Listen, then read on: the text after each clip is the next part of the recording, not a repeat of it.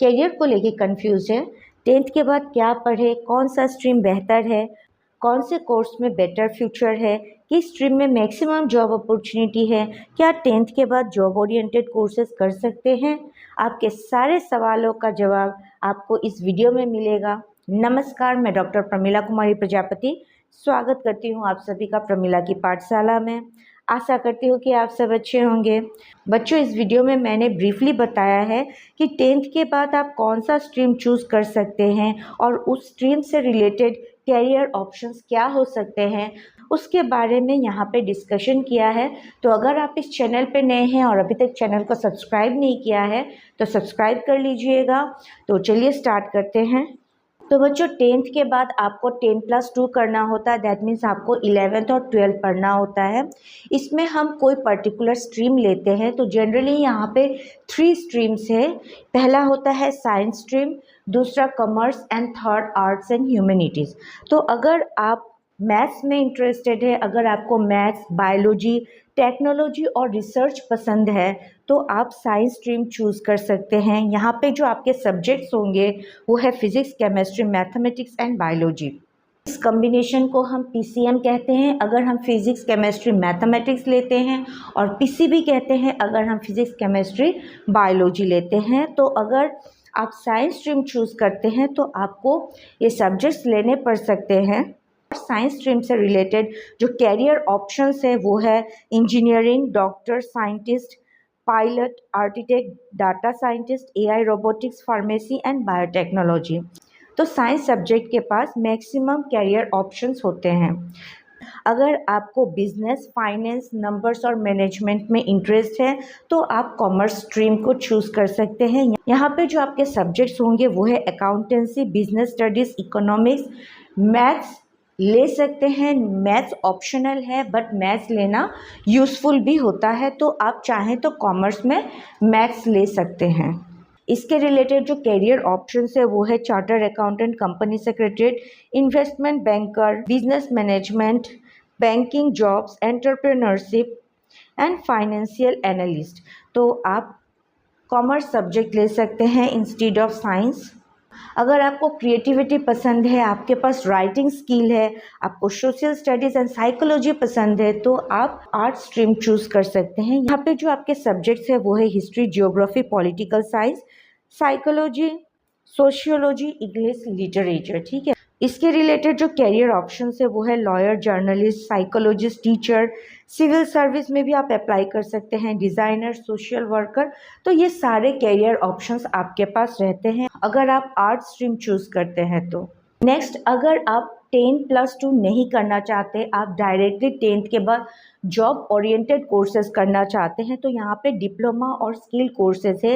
ये alternative path है। Instead of 10+2, that means instead of doing 11 and 12, आप directly 10th के बाद इन कोर्सेज को चूज़ कर सकते हैं। यहाँ पे ये डिप्लोमा कोर्सेज है और कुछ पॉपुलर कोर्सेज दिए गए हैं जैसे कि पॉलीटेक्निक है, hotel management, fashion designing, graphic designing, animation and VFX, ITI courses है, पैरामेडिकल कोर्सेज है। तो ये आपको अर्ली जॉब अपॉर्चुनिटी देता है। अगर आप ज़्यादा नहीं पढ़ना चाहते हैं, अगर आप फुल्ली जॉब ओरिएंटेड है तो आप इन कोर्स को कर सकते हैं।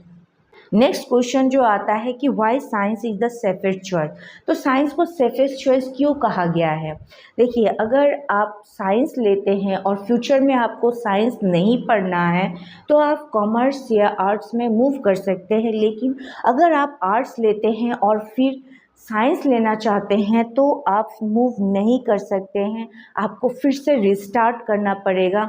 इसीलिए अगर आप कंफ्यूज्ड है और अभी आपको समझ में नहीं आ रहा है कि आपको फ्यूचर में क्या पढ़ना है तो आप साइंस लेके पढ़ सकते हैं, ताकि अगर आप फाइनली मूव करना चाहें किसी दूसरे स्ट्रीम में तो आप आसानी से मूव कर सकते हैं। साइंस में आपको हाई पेइंग कैरियर्स मिलते हैं, जैसे कि अगर आप सॉफ्टवेयर इंजीनियर हो जाते हैं, data scientist, AI engineer, cyber security expert या रोबोटिक इंजीनियर, तो आपको हाई सैलरी मिलती है। तो ये आपके लिए एक गुड कैरियर अपॉर्चुनिटी है। नेक्स्ट, अगर आप साइंस पढ़ते हैं तो मेडिकल एज अ कैरियर ले सकते हैं, engineering and technology as a career ले सकते हैं। अगर आप मेडिकल कैरियर लेते हैं तो यहाँ पे आपके पास ऑप्शंस है जैसे कि doctor, dentist, pharmacist, physiotherapist, biotechnologist हो सकते हैं। अगर आप engineering as a career choose करते हैं तो यहाँ पे मैकेनिकल इंजीनियर है, सिविल इंजीनियर है, electrical engineer, aerospace engineer, architect, pilot, ये इनमें से कोई भी कैरियर आप चूज़ कर सकते हैं अगर आप साइंस स्ट्रीम लेते हैं तो। अगर आपने 11 और 12 में साइंस लिया है लेकिन आपको साइंस नहीं पढ़ना तो आप कॉमर्स में मूव कर सकते हैं। और अगर आप कॉमर्स में मूव कर सकते हैं तो यहाँ पे आप BBA MBA कर सकते हैं, CA या फाइनेंस कर सकते हैं, UPSC या गवर्नमेंट जॉब की तैयारी कर सकते हैं, लॉ कर सकते हैं, डिज़ाइन कर सकते हैं। तो ये सारे कैरियर ऑप्शंस आपके लिए खुले हैं। सेकेंड बेस्ट ऑप्शंस है जो आप सिलेक्ट कर सकते हैं अगर आपको साइंस नहीं पढ़ना है तो आप कॉमर्स विथ मैथ्स ले लीजिए जो आपको हेल्प करेगा फ्यूचर में। ये ऑप्शन भी आपके लिए बहुत अच्छा रहेगा। यहाँ पे भी आपको कैरियर ऑप्शंस मिलेंगे, जैसे आप चार्टर्ड अकाउंटेंट हो सकते हैं, इन्वेस्टमेंट बैंकर हो सकते हैं, MBA that means corporate job भी ले सकते हैं, बिजनेस या स्टार्टअप कर सकते हैं, फाइनेंस एंड स्टॉक मार्केट को भी कैरियर बना सकते हैं अगर आप कॉमर्स विथ मैथ्स लेते हैं तो।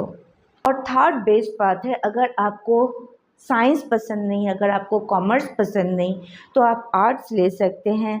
यहाँ पे आपके पास राइटिंग स्किल और क्रिएटिविटी होना चाहिए। और यहाँ पे जो बेस्ट ऑप्शंस है वो है आप IAS हो सकते हैं या IPS हो सकते हैं। नो, अगर आप साइंस बैकग्राउंड से हैं या फिर कॉमर्स बैकग्राउंड से हैं तो भी आप IAS या IPS के लिए एलिजिबल है। आप लॉयर का स्टडी कर सकते हैं अगर आप आर्ट स्ट्रीम लेते हैं, साइकोलॉजिस्ट हो सकते हैं, जर्नलिस्ट या डिज़ाइनर भी हो सकते हैं। तो बच्चों, यहाँ पे मेरा ऑनेस्ट एडवाइस आपको है कि अगर आप कंफ्यूज्ड है, अनसिक्योर है और अभी तक आपको नहीं पता कि आपको कौन सा स्ट्रीम लेना है, आप अपने करियर को लेके कंफ्यूज है, तो आप साइंस विथ मैथ्स ले सकते हैं। अगर आप साइंस विथ मैथ्स लेते हैं दैट मीन्स अगर आप PCM लेते हैं तो ये आपका सबसे स्मार्ट चॉइस होगा और ये फ्यूचर में भी आपको हेल्प करेगा। तो बच्चों, आशा करती हूँ कि यहाँ पे दिए गए इन्फॉर्मेशंस आपके लिए हेल्पफुल रहे होंगे। और अगर ये वीडियो आपको पसंद आया तो प्लीज़ मेरे चैनल को लाइक शेयर सब्सक्राइब जरूर करिएगा। मिलते हैं आपसे अगले वीडियो में, तब तक के लिए कीप वॉचिंग। Thank you.